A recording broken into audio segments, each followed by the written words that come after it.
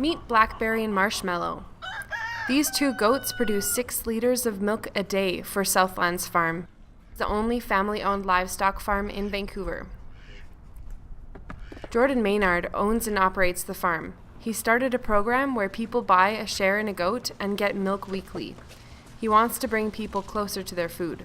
So everyone that buys our milk comes down to the farm and picks it up here. And they've all met the goats and they've all had a chance to milk the goats. It's Teresa Goy's job to keep the milk coming. In exchange for working with the goats, she gets free room and board at the farm. The farm relies on volunteers, but has a small group of year-round paid workers. I really love them. And they know me too. It's just like a special kind of morning feeling to stand there and hear the milk going in the bucket. And often I close my eyes and just lean my head against the goat and actually they smell good. B. Ramos has a share in the goats. She first met Maynard when they were both students at the University of British Columbia. Every week, she bikes to Southlands to pick up fresh raw goat's milk. If I buy from Southlands, not only am I supporting a friend and a farm that I want to support with, my money and with collaborating with them, but also I'm getting better quality milk. The farm is located on a small patch of protected farmland in the city of Vancouver.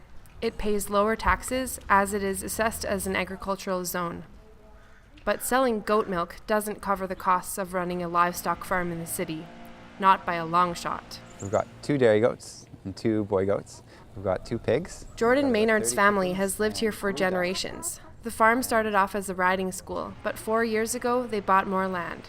Now these animals, orchards, and vegetable crops sit on about 3 acres of land within the city limits. The farm is just off a busy road, sandwiched between imposing estate houses. Maynard's family provides fresh, local food to Vancouver residents, but it's a constant struggle. This land is valuable. As more mansions go up in the area, so does the cost of the property. I guess everybody worries about money, but it's always a challenge to see if we're going to make the payment each month. It's not easy to be a farmer in the city, and you can't just grow lettuce to pay the mortgage.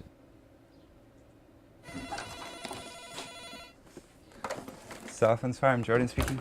Maynard has had to become a savvy businessman just to hang on to the farm. He's behind a desk more often than he'd like, taking care of the bills and promoting events on social media. I was thinking that, I could just farm an acre of land and make enough money to pay a mortgage in Southlands, which wasn't going to happen. The farm offers riding classes that bring in more than 1,000 people a year, but Maynard has had to diversify his business plan even more to survive. On a rainy Saturday, the farm is quiet, but in the summer, horse and farming camps draw about 600 kids, and that number is growing each year. The camps are a hit. They bring in that little extra to help pay the bills. This means the farm just manages to break even, but farming is all about patience.